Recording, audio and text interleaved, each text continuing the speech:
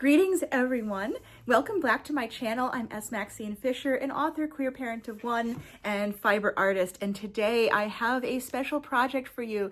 We are going to do a challenge. So I have a market that I'm prepping for, and I need to mass produce, or rather batch make, a bunch of plushies for this market to restock from the last one.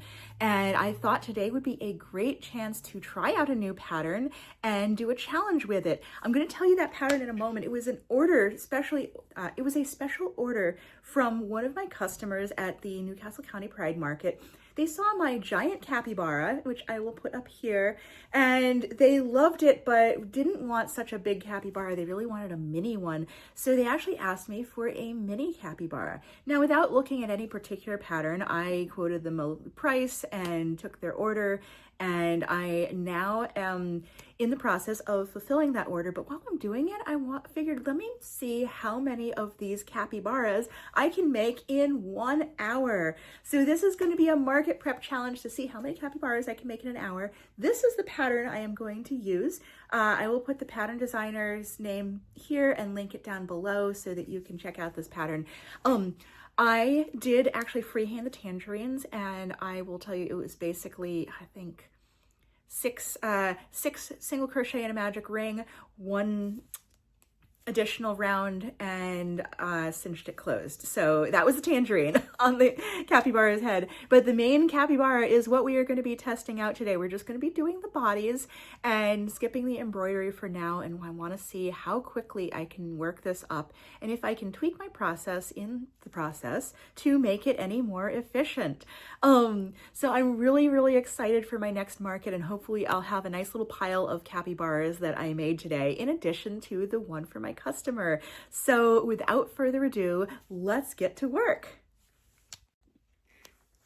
The yarn I'm going to be using is Premier Parfait Chunky in the color Toffee, and I'm going to use a 5.5mm hook. I usually use a 5 for this size, but because they are really small, I do want them to come out just a little bit chunkier without too many extra stitches.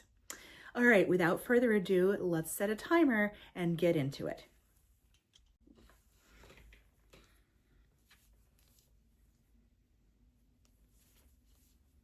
While we're working on this, I did want to chat with you guys a little bit about capybaras. So capybaras are the world's largest rodent. They are native to South America. In captivity, you often see them lounging in a pool, and they do like to eat tangerines, which is why a lot of the time with like trending crochet items, you often see the capybara either positioned with a little tangerine sitting on top of its head or snout, or the capybara is actually lounging in a bath with a little towel. They're very cute, and when their eyes are closed, they look so chill and peaceful and relaxed. As I mentioned, a capybara is the world's largest rodent. It is actually in the same family as mice, squirrels, rabbits, and other, I'm trying to think if there are any other rodents.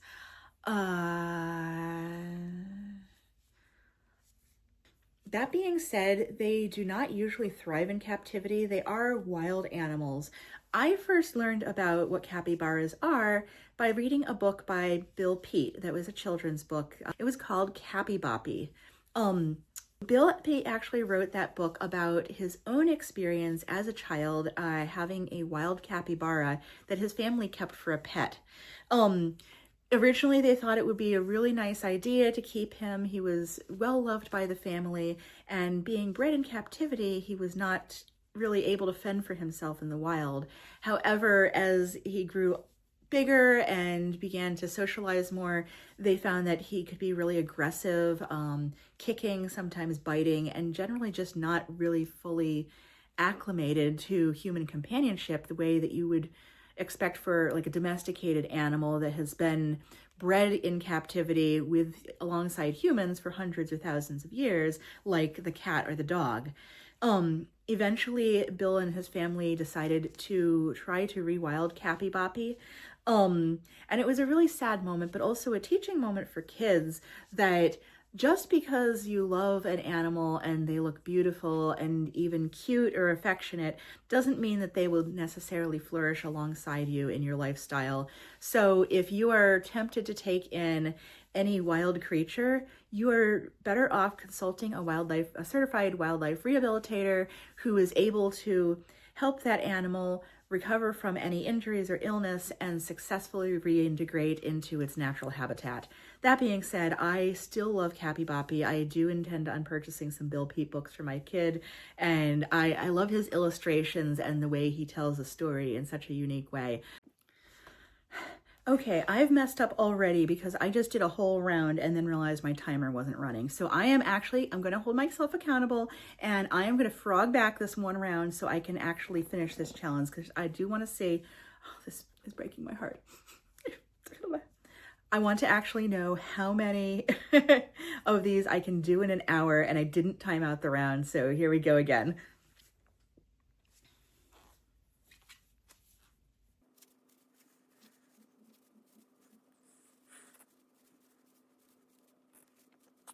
We are done. I am going to sew up the bottoms when I am all finished. So I'm just going to do the crocheting.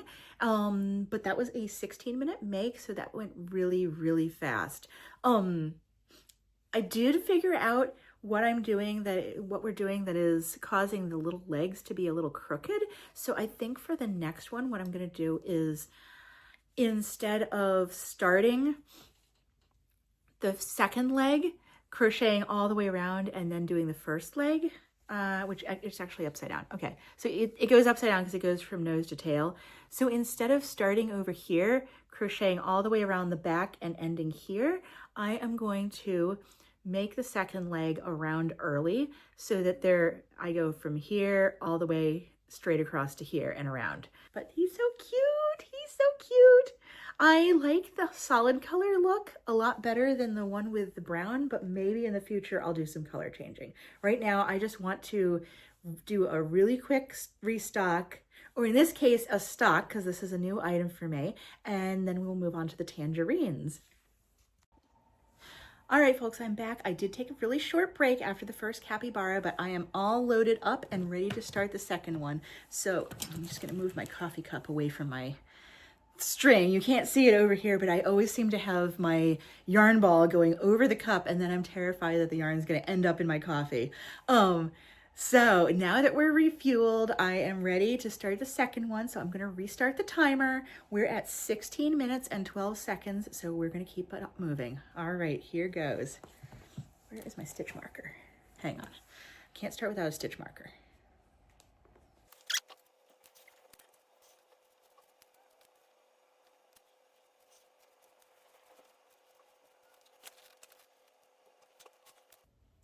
So now that I am in the straightaway, just doing non-increase, decrease rounds, I did want to tell you guys a quick story from my childhood about a time when I had an exotic pet that was a wild animal that should not have been a pet whatsoever, but that was kind of my bad. So when I was a kid, I was an amateur entomologist. I know I just said animal, but this pet was an insect. So I had this children's book that we got at some nature center, and besides having lots of fun songs and information about insects for kids, there was one page about the praying mantis, and it actually talked about the benefits of keeping a praying mantis as a pet. Stay with me. So they actually suggested to children in a children's book that it might be a good idea to keep a praying mantis in your home, because the mantis eats other insects, and it can eat flies and spiders and ants and any other creatures that you don't want in your home that are insects that belong outdoors. So I took this information to heart. I was maybe 6 or 7 years old at the time. But when I was a little older, I think I was, 10, 11, 12, somewhere around there, I actually found a praying mantis in the wild. It was one of those green Chinese mantids. I'll show you up here. So if you're not aware, praying mantises will sit quietly, camouflaged as a leaf, and they'll just sit on a plant until an unsuspecting insect comes by. They will reach out their pincers and grab the insect and eat it. I thought that it was beautiful and super cool, and so I did what my book suggested, and I took a small piece of thread or cotton yarn, tied it very carefully around the mantis's thorax without obviously damaging its exoskeleton. And I decided, okay, it might not be very happy in my bedroom, so why don't I tie him up outside? I tied it to one of the supports on our porch and let him sit there overnight, thinking he's going to sit quietly on the porch, catching insects outside to his heart's content. What I did not realize is that praying mantises are very good at chewing things. They can chew the head off their mate if they have such a mind, as well as eating other insects and even small amphibians and hummingbirds. So overnight, it chewed through the leash that I had tied around it and got free. So what happened was this praying mantis got loose and it disappeared, and all I saw when I got up the next morning was the little stump of cotton yarn. So naturally I was really sad. But I figured he was lost until the next day my mom comes in and she was really upset with me. She said, "What did you do? What did you do to my butterflies?" So I run outside and look, and we had this huge butterfly bush. It was one of those big invasive species butterfly bushes that spread everywhere. And we would have just hundreds of butterflies come through our yard every day and flock to this bush. There were always a few dozen, swallowtails, fritillaries, monarchs, and etc. on it at any given time. Well, I go out there and my mom shows me there are all these wings underneath the bush. And she said, "At first I thought that you were out there catching something, and then I find this." And she points, and there is my praying mantis. He has hit the jackpot and is perched on the butterfly bush, eating butterflies and spitting out the wings. And he was the happiest camper I have ever seen. Apparently, after he got free, he kind of flew or walked over to the bush and his leash got tangled around it. So he was kind of tethered to this very abundant food source and looked like he could not have been happier. Needless to say, I did clip the leash off him carefully and caught and released him once again, this time in my mother's vegetable garden, where she was happy to have him eat all the stink bugs and caterpillars and other annoying pests that she did not want populating that area. But if you are watching this, a praying mantis is a terrible pet, as is a capybara. Don't try this at home, kids. Don't try this at home. And time! Here is my second capybara. He's so cute. Let me see. How do I like this? I feel like this looks a little bit more even on camera. I think this is my bad, the way I place the stitches. I think I might have shifted the stitch over a little bit because I don't spiral a whole lot. I guess I do. I don't know. I feel like my stitches don't spiral, or at least I think they don't. And then I kind of adjust accordingly, but I might need to kind of, but yeah, he's all done. He looks so cute. And the final time is 14 minutes and 52 seconds. And this was with me vociferously sharing reminiscence about my childhood. So now I have two little capybaras. I am going to try to make a third one. So we're at a total of 31 minutes and 14 seconds. I want to see if I can hurry up and make the next two in a little bit less than 15 minutes each. So maybe we'll have time to grab that needle and do the embroidery before this hour wraps up. But let's see how far I get. Oddly. Here we go.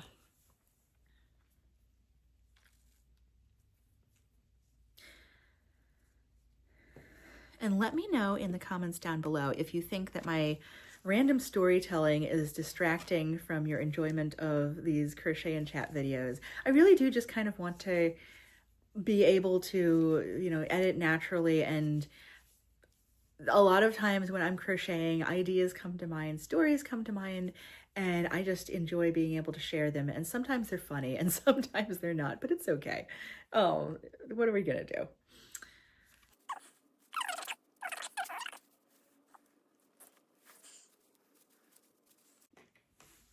And time! Capybara number 3 is all done. He's so cute. The total time was 14 minutes and 8 seconds, so I am definitely picking up a little speed as I go. This is a fun challenge. I definitely want to try to do this more. I have a few ideas of some market prep items that I can challenge myself on, but let me know in the comments down below if you would like to see me do more challenges like this. I am at, let's see, the time is 45 minutes and 23 seconds, so I think I have time for one more capybara. These are my 3 so far. They're so cute. All right, here we go.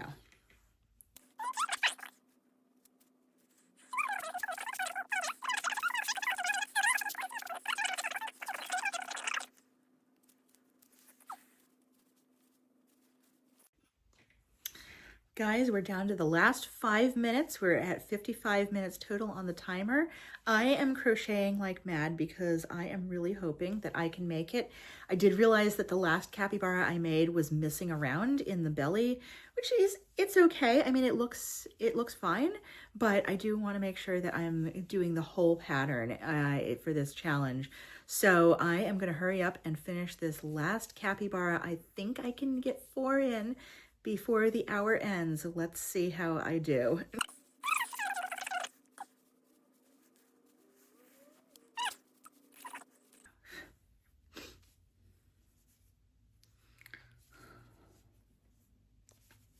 I didn't skip a stitch there. Okay, good.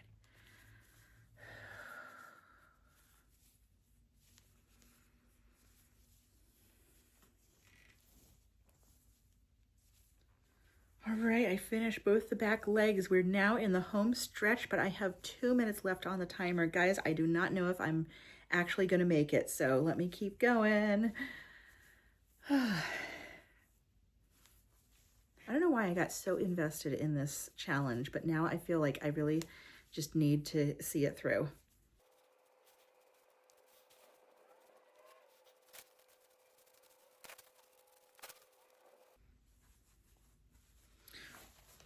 I think we're gonna make it. I think we're gonna make it.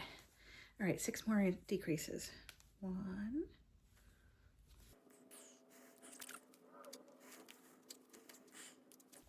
Time. All right. Okay, I am on the 5th of 6 decreases to close out this capybara. So I did not quite make it to the hour, but that's okay because he's still on my hook. I have 2 stitches left. I'm just gonna hurry up and finish this. You know what? No, I'm gonna put this on pause because I really want to poke a little bit more stuffing in here. I feel like that was really rushed the way I just shoved the polyfill in there, and I do like to take my time and stuff it nicely. So all right, let's stuff this guy properly, and then we'll be finished.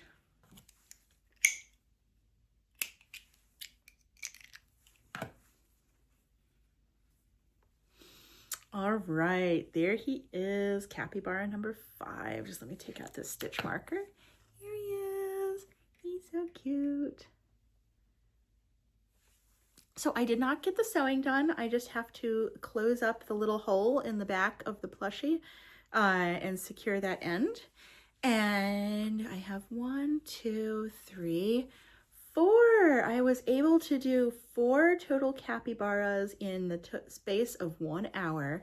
And I feel like, where'd he go? Where'd he go? Okay, this is my little one. He's going to be the runty guy because see how he came out 1 round short in the middle. I don't know what I did. I think I was talking and not paying attention to my pattern. That's what I did.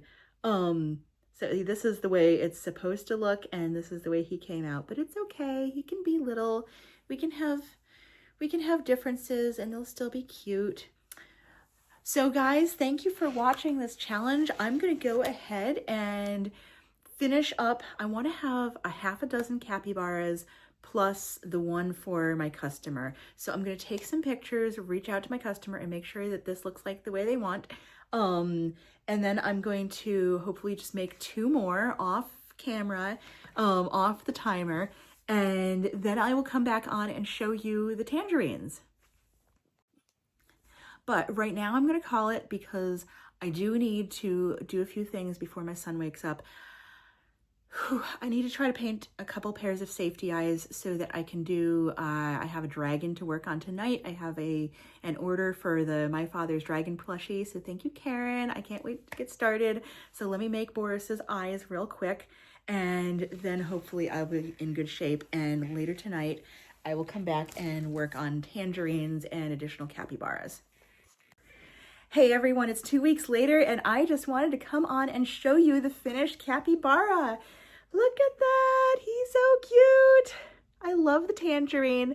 So like I mentioned at the beginning of this video, if you didn't hear, this tangerine was 6 single crochet in a magic ring, 1 additional round of 1 single crochet in each of the next 6 stitches, and then I just took the yarn to crochet it and cinched it shut just like you would close any other plushie. These 2 leaves are a chain 2, and then I tied it off in the middle and sewed it down through the plushie. So it was super simple to add this on. It did act a little extra production time. So I think with, let's see, it was a 14 to 15 minute make. So all told, I would charge for like 20 minutes worth of labor on this product, maybe 25 minutes. This was a super easy market make, so I will link the pattern to this down below. I will also link the original capybara pattern from the large capybara that I made that inspired this venture. So thank you guys for watching. Comment down below if you are deciding to make your own capybara or if you have any tips and tricks for me. Otherwise, if you like this video, let me know if you want to see more challenge videos. I definitely am up for that because I feel like I make a lot of really complex plushies and I would love to challenge myself to just do some minis for my upcoming holiday markets. So thank you for watching. Please click that like button and subscribe to my channel if you want to see the rest of my videos, and I will see you in the next one. Bye!